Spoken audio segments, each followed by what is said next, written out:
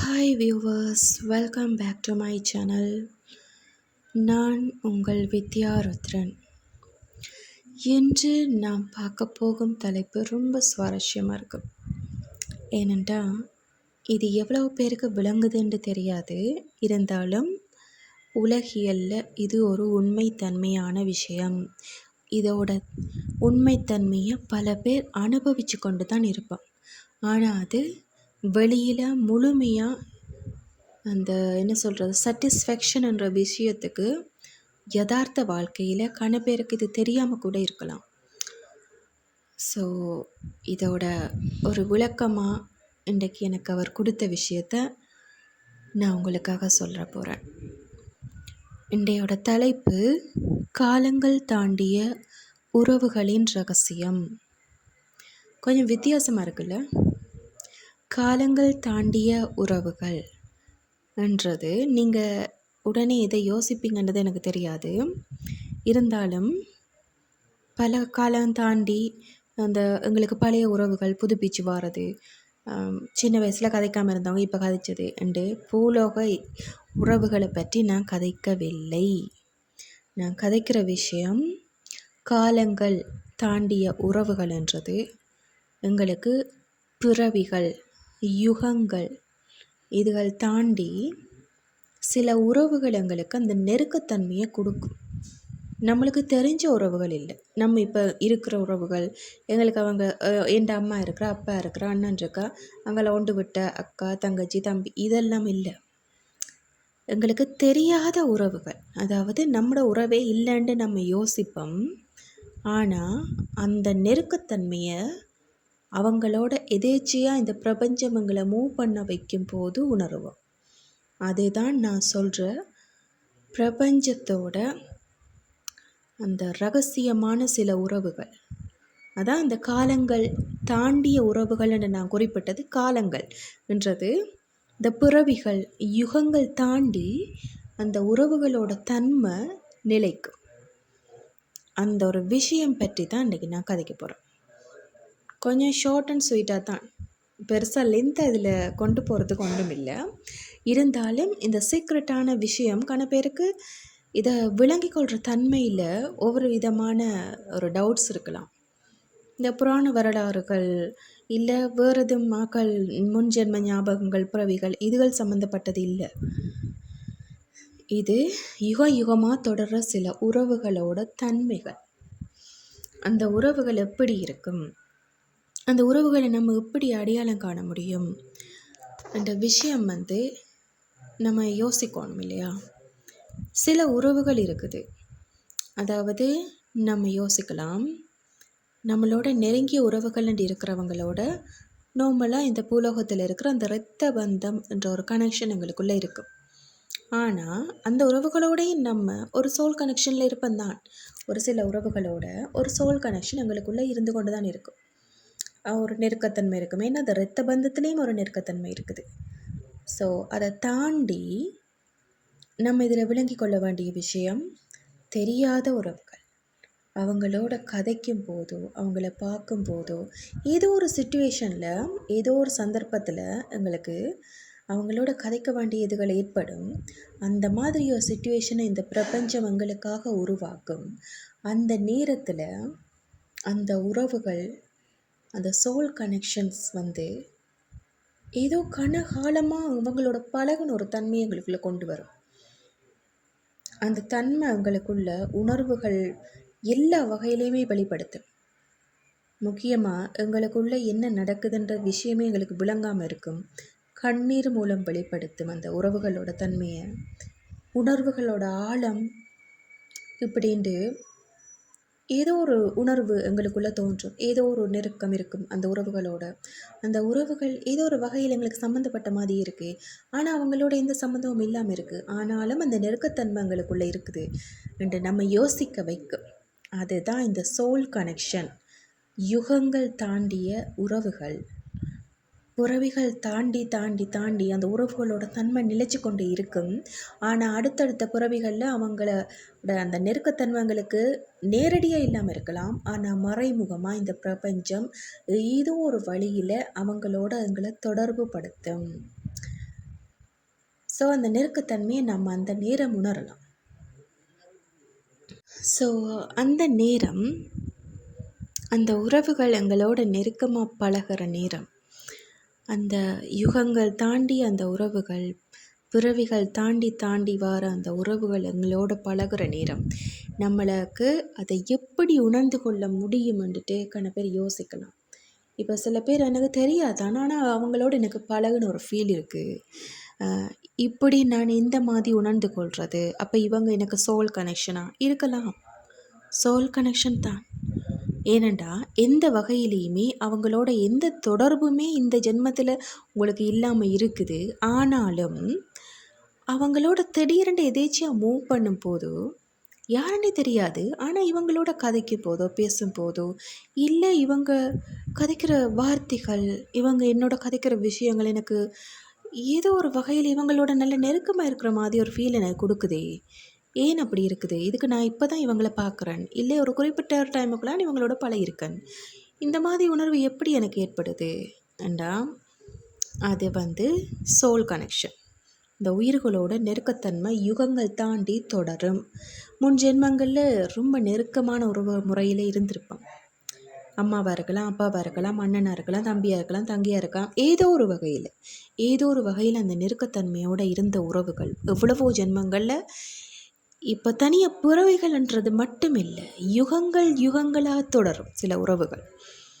சில விஷயங்கள் எங்களுக்கு இறைவன் யுகங்களாக தொடர வைப்பேர். அதையும் நம்ம உணர்ந்து கொள்ளலாம். இறைவனோட நெருக்கத்தன்மையில் இருக்கிறவங்களுக்கு அந்த விஷயம் ரொம்பவே சாதாரணமாக நடக்கும். அதாவது எவ்வளவு யுகம் தாண்டியும் சில விஷயங்களோட உண்மைத்தன்மையை விளங்கப்படுத்துவாங்க. கன பேருக்கு இறைவனோட நல்ல நெருக்கத்தில் இருக்கிறவங்களுக்கு இந்த இன்ட்யூஷன் பவர் மூலம் சில விஷயங்கள் விளங்கப்படுத்துவாங்க. இவங்களோட இந்த நீண்ட தொடர்பில் உள்ள நீங்கள் எத்தனையோ யுகம் தாண்டி கூட அந்த தொடர்பு இப்போ கூட அவங்களுக்குள்ள அந்த நெருக்கத்தையும் அந்த கண்ணீரையும் அந்த உணர்வோட வெளிப்பாடையும் வெளிப்படுத்தி கொண்டே தான் இருக்குது. இப்போ தான் பழகின மாதிரி இருக்கும், ஆனால் அந்த நெருக்கம் ஏதோ பிறந்ததுலேருந்தே ஒட்டிகிட்டு இருந்த மாதிரி ஒரு நெருக்கத்தன்மையை கொண்டு வரும். அதுதான் அந்த சோல் கனெக்ஷன். அந்த சோல் கனெக்ஷனுக்கு எதையுமே ஈடாக்க முடியாது. அந்த சோல் கனெக்ஷனை உருவாக்குன இந்த பிரபஞ்சமே அதை ரசிக்கிற தன்மைக்கே இருக்குது. அதாவது அந்த நெருக்கத்தன்மையை கொடுக்கும்போது எங்களுக்கு அதை அடையாளம் காண்றதுக்கு கணக்க விஷயங்களை அவங்க காட்டுவாங்க. ஒரு உண்மைத்தன்மையை இறைவன் எங்களுக்கு விளங்கப்படுத்தும் போது, இந்த உலகத்தில் சில உண்மைகளை எங்களுக்கு இறைவன் வெளிப்படுத்தும் போது, இந்த சோல் கனெக்ஷன் கூட ஒரு உண்மைத்தன்மை தான். இந்த உண்மைத்தன்மையை இறைவன் வெளிப்படுத்தும் போது இயற்கை அதற்கு முழுமையான சப்போர்ட்டிவை கொடுக்கும். அதாவது அவங்க எவ்வளவு தூரம் இதுக்கு சப்போர்ட் பண்ணுறாங்க என்ற விஷயம் எங்களுக்கு ஒரு விஷயத்தை நம்ம உண்மையான ஒரு விஷயம் எங்களோட சோல் கனெக்ஷனுக்குள்ளே இருக்கிற அந்த உண்மையான விஷயத்தை நம்ம உணரும் போது இயற்கை எங்களுக்கு அதை அடையாளம் காட்டும். எப்படின்னா மழை நல்லா பெய்யும், வேகமாக காற்றடிக்கும், அது திடீரென்று கிளைமேட் சேஞ்சுன்னு சொல்லுவோம். அதையும் தாண்டி சில விஷயங்கள் அந்த டைமில் நடக்கும் எங்களுக்கு. இல்லை அந்த பறவைகளோட ஒலி சப்தங்கள், வேறு சப்தங்கள், கோயிலோட மணி உட்பட எல்லாமே ஏதோ ஒரு வகையில் எங்களுக்கு அந்த நம்ம கேட்குற விஷயத்தோட அந்த உண்மைத்தன்மையை எங்களுக்கு வெளிப்படுத்து. இதை நம்ம கண்கூடாவே காணலாம். அது என்னண்டா, நம்ம இந்த சோலை எத்தனையோ பிறவிக்கு பின், எத்தனையோ யுகத்துக்கு பின் நம்ம மீட் பண்ணியிருக்கோம்ன்றதை அந்த பிரபஞ்சம், இந்த யூனிவர்ஸ் மொத்தமுமே சந்தோஷமாக எங்களுக்கு அதை வெளிப்படுத்தும். நம்ம அதை உணரலாம். நான் எத்தனையோ தரம் உணர்ந்திருக்கேன். என்னோட சோல் கனெக்ஷனானவங்களை நான் மீட் பண்ணும்போது, அவங்களோட ஒரு தொடர்பு எனக்குள்ளே ஏற்படும் போது, நான் அதை இயற்கை மூலமே உணர்ந்தேன். நான் அதால் தான் அந்த விஷயம் பற்றி வெளியில் எடுக்கணும்ன்றது இன்றைக்கி அவரே கொண்டு வந்தேன் மைண்டுக்குள்ளே. என்ற இது தெரிய வேண்டியதுக்கான பேருக்கு. ஸோ இப்படிப்பட்ட உறவுகள் எங்களுக்கு அவங்க காட்டுறாங்கண்டா, அவங்களோட மீட் பண்ணும்போது அந்த உண்மைத்தன்மையை சிம்பால்ஸ் மூலமாக காட்டுறாங்கண்டா, வெளி இயற்கையோட சம்மந்தப்படுத்தி காட்டுறாங்கண்டா. எதுக்காக காட்டுறாங்க, ஏன் இந்த யுகம் தாண்டின உறவுகளை எங்களுக்கு காட்டுறாங்க? ஏன் அந்த உணர்வுகளை எங்களுக்குள்ளே திரும்ப கொண்டு வராங்க? ஏன் அப்படின்ற ஒரு கேள்வியும் அங்கே வரலாம். அந்த கேள்விக்கு பதில் அவங்களோட அந்த பிரபஞ்ச நோக்கத்துக்காகத்தான் இருக்கு. ஏதோ ஒரு ரீசன், ஏதோ ஒரு வேலை, ஏதோ ஒரு விஷயம் நடக்க இருக்குங்க. அந்த விஷயம் அந்த உயிர்கள் மூலம்தான் நடக்க இருக்குண்டா, அந்த உயிர்களோட கனெக்ஷனை இந்த யூனிவர்ஸ் எங்களுக்குள்ளே உருவாக்கி அந்த வேலையை முடிக்கிறதுக்குரிய தன்மைக்குள்ளே கொண்டு போவாங்க. சாதாரணமான நிகழ்வு அல்ல. பூலோகத்தில் நம்மளுக்கு கூட இருக்கிற ஒவ்வொரு உறவுகளும் ஏதோ ஒரு நோக்கத்துக்காக இறைவன் கொடுத்துருக்கிற மாதிரி, இந்த பிறவிகள் யுகங்கள் தாண்டின உறவுகளோட நெருக்கத்தை திடீரென்று எங்களுக்குள்ள ஏற்படுத்துகிறேன்டா, அந்த நெருக்கத்துக்கு அவர் முக்கியமான ரீசன் வச்சிருப்பேரா இல்லையா? வச்சிருப்பேர் கட்டாயம். ஸோ ஏதோ ஒரு முக்கியமான கனெக்ஷனுக்காகத்தான் அந்த சோல் கனெக்டிவிட்டியை உருவாக்குவேர்.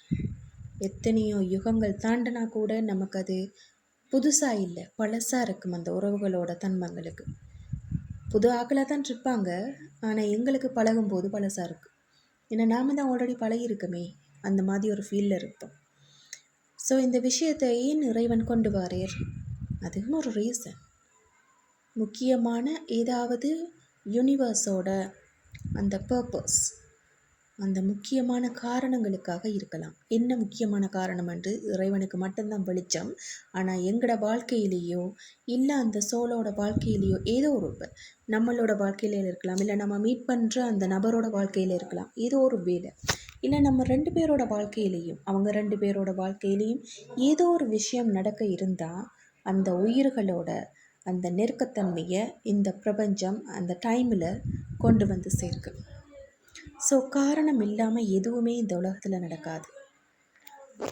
இதுதான் அந்த பிரபஞ்ச தொடர்பு, காலங்கள் தாண்டி அந்த உறவுகளின் ரகசியம் அப்படின்னு சொல்லி நான் குறிப்பிட்டது.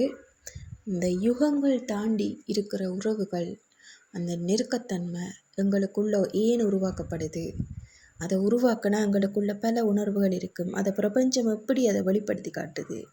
ஸோ ஏதோ ஒரு நோக்கத்துக்காக வெளிப்படுத்தி காட்டுது. அதை எங்களுக்கு உணர வைக்குது. இதுக்காகத்தான், இந்த மாதிரித்தான், இப்படித்தான் இருக்கும்.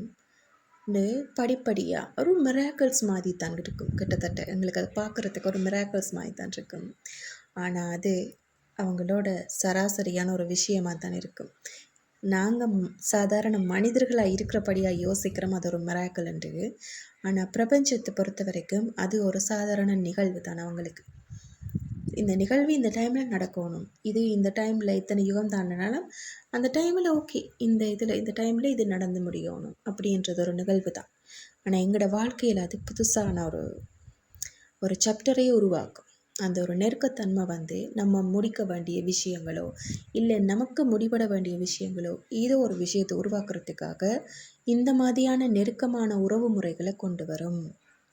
ஸோ அதை அக்செப்ட் பண்ணுற தன்மையிலையும் நம்ம இருப்போம். ஏன்னா நமக்கு ஏற்கனவே பழகின ஒரு உறவுகள் என்றபடியாக நம்மளோட உணர்வுகள் அவங்களோட ஒன்றிணையும் என்ன வழிபட்டு. ஸோ இதுதான் நான் இன்றைக்கி கூற வந்த விஷயம், என்னோட இறைவன் எனக்கு காட்டின விஷயம். ஓகே வியூவர்ஸ், இன்னொரு சுவாரஸ்யமான வீடியோவோடு நான் உங்களை சந்திக்கிறேன். உங்கள் வித்யா ருத்ரன். நன்றி.